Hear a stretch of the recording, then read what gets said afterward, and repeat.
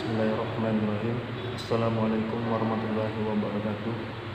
Alhamdulillah, alhamdulillahirabbil alamin, wa bihi nasta'inu ala umurid dunya waddin, wa ala alihi wa sahbihi ajmain, amma ba'd. Pertama-tama, marilah kita panjatkan puji dan syukur kepada Allah Subhanahu wa taala yang mana masih memberi kita nikmat yang banyak, sehingga dengan nikmat-nikmat itu kita masih bisa melaksanakan perintahnya dengan baik. Salawat serta salam semoga terlalu tercurah limpahkan kepada junjungan kita yakni Nabi Muhammad SAW, yang dengan perjuangan beliau dan para sahabatnya kita bisa merasakan manisnya iman dan indahnya Islam.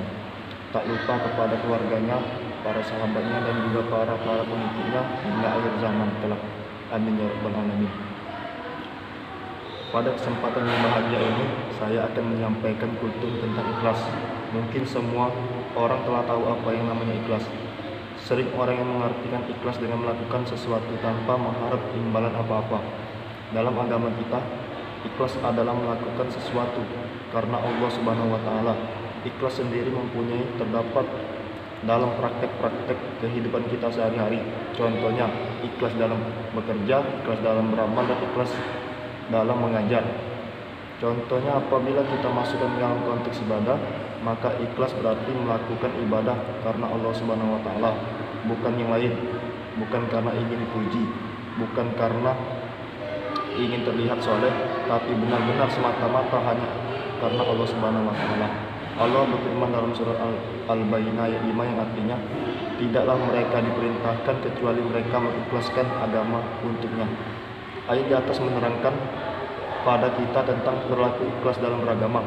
Agama apabila tidak dilandasi dengan ikhlas dan kejujuran akan runyam dan seolah tak berbekas. Orang sibuk memikirkan kepentingan diri sendiri tanpa sedikit pun menempatkan agama dalam prioritas hidupnya.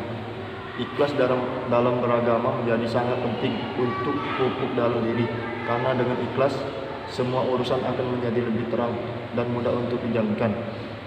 Ikhlas juga menjadi penting untuk dipraktikkan, karena setiap amalan kita lakukan tidak sah di mata Allah apabila tidak tanpanya.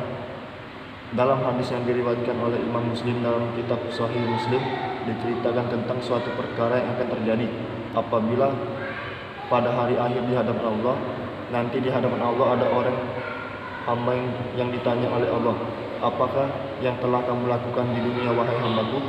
Yang menjawab, saya berjuang dan berperang demi engkau ya Allah, sehingga saya mati syahid. Allah berkata, dusta kamu, sebenarnya kamu berperang bukan karena aku, melainkan agar disebut orang yang berani. Kini kamu telah menyandang gelar tersebut. Kemudian Allah memerintahkan agar dia dicampakkan dan dilemparkan ke neraka. Kutipan di atas adalah contoh orang yang beribadah dengan tidak ikhlas dan mengharap selainnya.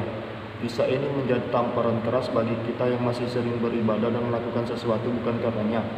Semoga kita termasuk orang-orang yang Allah lindungi dari hal-hal seperti itu. Amin. Dalam beramal, ikhlas menjadi ukuran sebesar apa pahala yang kita dapat. Semakin ikhlas seseorang dalam beramal, semakin besar juga balasan yang terima. Semakin murni karena Allah telah melakukan sesuatu, maka semakin bernilai amalan itu di sisi Allah Subhanahu wa taala. Setelah kita memahami isi dari berlaku ikhlas, maka marilah kita mulai memupuk dan melatih diri untuk ikhlas dalam segala hal, sehingga apa yang telah Rasulullah siratkan dalam hadis yang tidak terjadi pada kita. Mungkin sekian dari saya. Semoga apa yang telah saya sampaikan bisa bermanfaat bagi kita semua. Terima kasih atas perhatiannya. Mohon maaf atas segala kekurangannya. Wabillahi taufiq wal hidayah. Wassalamualaikum warahmatullahi wabarakatuh.